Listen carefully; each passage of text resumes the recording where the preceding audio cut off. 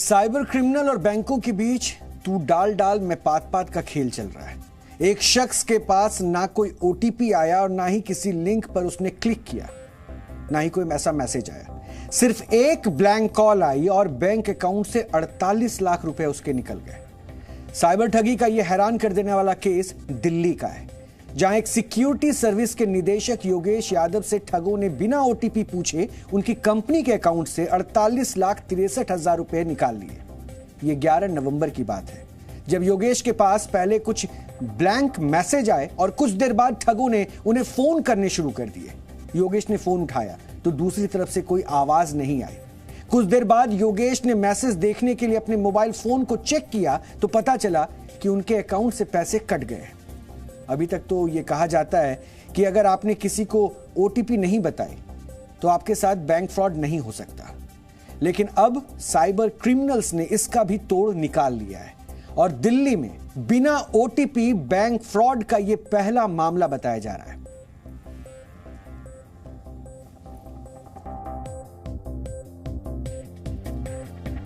देखिए कि किस तरह से यह खिलवाड़ यहां पर किया गया।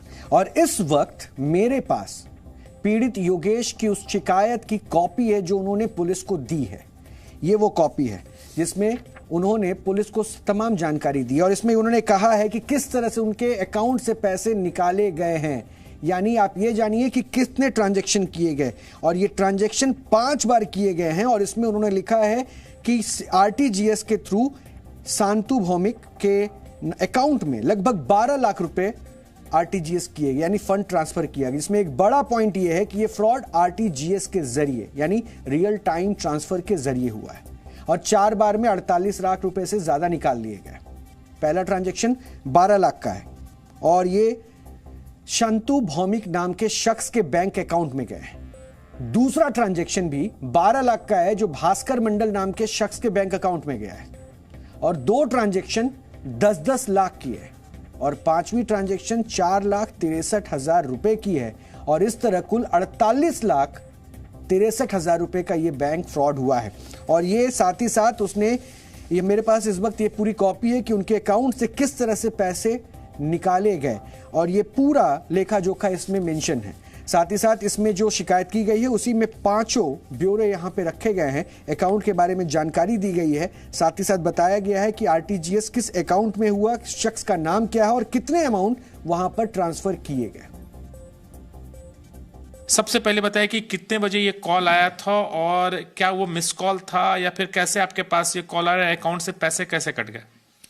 ये मिस कॉल नहीं था सर, बेसिकली ये सभी कॉल्स थी और संडे को 30 नवंबर को मेरे पास कॉल आता है। लगभग 100 कॉल्स आए हैं, वो सब कंप्यूटराइज कॉल थी, ना कि कोई जैसे मोबाइल नंबर होते हैं लाइक इस तरह के नहीं थे। हम कोई कॉल डिस्कनेक्ट करते हैं तो अगेन एक नए नंबर से कॉल शुरू हो जाती है। तो इस तरह ये सिलसिला लगभग 1-1.5 घंटे चलता रहा और बीच में हमने जैसे फ्लाइट मोड पे किया फ़ोन तब वो बंद होता था। लेकिन हमने देखा इन बिटवीन जैसे हमने फ्लाइट मोड पे अपना फ़ोन किया कुछ समय के लिए तो उसमें हमारे जो मैसेज आए डेबिट के 12-12 लाख की 2 ट्रांजैक्शन के, 10 लाख की 2 ट्रांजैक्शन के और एक 4,63,000 के ट्रांजैक्शन के। उसके लिए हमने तुरंत मेरे पास बैंक ऑफ बड़ौदा के जो जहाँ पर हमारा अकाउंट है उस मैनेजर से, मेरे पास नंबर सेव है तो मैनेजर से बात की। तो मैनेजर ने मुझे गाइड किया कि 1930 पे आप कॉल कीजिए सो दैट आपका अमाउंट वहाँ पे। कोई ओटीपी आया था आपके पास जब ये कॉल आ रहा था? तो नहीं, कोई ओटीपी हमसे ना लिया गया ना कोई ओटीपी आया उस ट्रांजैक्शन का, सिर्फ हमारे पास डेबिट के एसएमएस आए हैं। अच्छा, जब ये कॉल आ रहा था तो क्या उस कॉल में कोई आपसे बात कर रहा था, कोई नंबर या ओटीपी शेयर कर, कुछ इस तरह की बातें हुई? नहीं, कोई आप वहां से मतलब सामने से कोई वॉइस नहीं आ रही थी। हम हेलो हेलो कर रहे थे, 1-2 कॉल हमने उठाया भी था बट कोई जवाब नहीं आता था, इसलिए हमने बाकी कॉल्स उठाए भी नहीं। एक कॉल के बाद हमने कोई कॉल उठाया नहीं। मतलब रिंग लगातार आपके कॉल पर हो रहा था? यस, रिंग मैंने बताया ना, जैसे ही हम एक नंबर को डिस्कनेक्ट करते हैं तो अगेन एक नंबर दोबारा से एक नया डिस्प्ले पे आ जाता। तो इस तरह से 90-95 प्लस के नंबर्स वो कंटिन्यू मैंने काउंट किए थे मोबाइल में, तो लगभग 100 कॉल्स आई हैं। यानी ना किसी लिंक पर उन्होंने क्लिक किया ना ही ओटीपी आया। अब आप सोच रहे होंगे कि आखिर बिना ओटीपी ये बैंक फ्रॉड हो कैसे गया। इस मामले में पुलिस को शक है कि इस ठगी को अंजाम देने के लिए साइबर ठगों ने सिम स्वैप किया है। लेकिन यह सिम स्वैप क्या होता है, यह भी आपको जानना चाहिए। सिम स्वैप के लिए सबसे पहले साइबर क्रिमिनल किसी के सिम की डिटेल्स हासिल करते हैं, फिर उन डिटेल्स के जरिए सिम को क्लोन करके नकली सिम बना लिया जाता है। उसके बाद हैकर आपके फोन नंबर के सिम को अपने नाम से एक्टिव कर लेता है और एक बार सिम एक्टिव हो जाने के बाद साइबर ठग के पास आपके फोन पर कंट्रोल हो जाता है। और सिम स्वैपिंग का एक और जरिया यह भी है जिसका इस्तेमाल स्कैमर करते हैं। स्कैमर खोए हुए सिम या सुविधा के बहाने मोबाइल ऑपरेटरों से संपर्क करते हैं और उसी नंबर का नया सिम कार्ड ले लेते हैं। एक बार नया सिम कार्ड एक्टिवेट हो जाने के बाद वो पीड़ित के मोबाइल नंबर पर कंट्रोल प्राप्त कर लेते हैं और फिर पीड़ित के सभी ओटीपी नंबर और एसएमएस स्वैप किए गए सिम पर आने लगते हैं।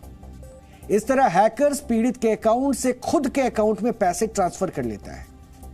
सिम स्वैप से मोबाइल नंबर के जरिए ओटीपी हासिल किया जा सकता है, फिर आपके बैंक अकाउंट से तमाम पैसे निकाले जाते हैं और दिल्ली में 48 लाख से ज्यादा की साइबर ठगी के केस में ऐसा ही हुआ होगा। इसकी संभावना साइबर एक्सपर्ट्स भी जताते हैं।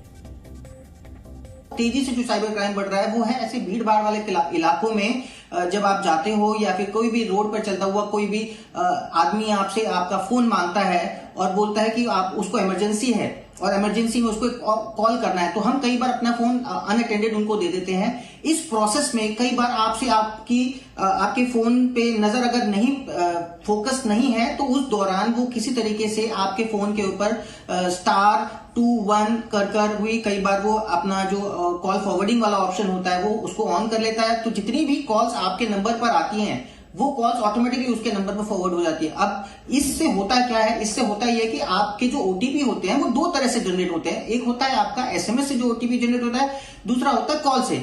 अगर आपके पास एसएमएस से ओटीपी नहीं आ रहा तो उसमें ऑप्शन होता है कि आप कॉल से भी ओटीपी मंगवा सकते हो। जो क्रिमिनल होता है वो क्या करता है, वो कॉल से ओटीपी जनरेट करता है। आपके पास कोई ओटीपी नहीं आता, फिर भी उसके पास वो कॉल से ओटीपी जाता है, वो आपके ओटीपी को यूज करके आपका अकाउंट खाली कर देता है।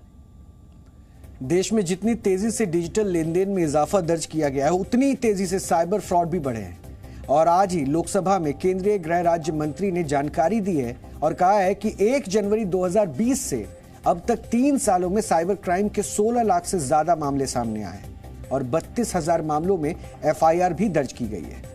सरकार ने दावा किया है कि इन 3 सालों में 180 करोड़ से ज्यादा साइबर फ्रॉड ट्रांजैक्शंस को रोकने में सफलता हासिल हुई है। साइबर फ्रॉड को रोकने के लिए ओटीपी का नियम आया और अब ओटीपी का तोड़ साइबर ठगों ने सिम स्वैपिंग के जरिए निकाल लिया है। इसकी जानकारी सरकार को भी है, इसलिए पिछले महीने ही भारत सरकार के दूरसंचार विभाग की तरफ से एक नया सिम कार्ड नियम लाया गया है और नए नियम के तहत सभी टेलीकॉम कंपनियों को निर्देश दिए गए हैं कि नए सिम के एक्टिवेट होने के 24 घंटे तक एसएमएस की इनकमिंग और आउटगोइंग सुविधा को बंद रखा जाएगा और नए नियम के मुताबिक सिम कार्ड या नंबर बदलने की रिक्वेस्ट मिलने के बाद टेलीकॉम ऑपरेटर को ग्राहक को इसका नोटिफिकेशन भेजना होगा। इसके अलावा सिम कार्ड धारक को आईवीआरएस कॉल के जरिए सिम कार्ड या नंबर बदलने की पुष्टि करनी होगी। सिम कार्ड के जरिए होने वाले बैंक फ्रॉड को रोकने के मकसद से ही यह नया सिम कार्ड नियम पेश किया गया है, लेकिन सिर्फ नियम बनाने से साइबर फ्रॉड नहीं रुकेंगे। इसके लिए लोगों को भी जागरूक और सतर्क होना पड़ेगा, क्योंकि साइबर अपराधी ऐसे ही लोगों को अपना शिकार बनाते हैं जो अपने फाइनेंशियल ट्रांजैक्शंस को लेकर असावधानी बरतते हैं और यह सच्चाई है। इसलिए हमारा मकसद, हमारा उद्देश्य यही था कि हम आपको सावधान करें।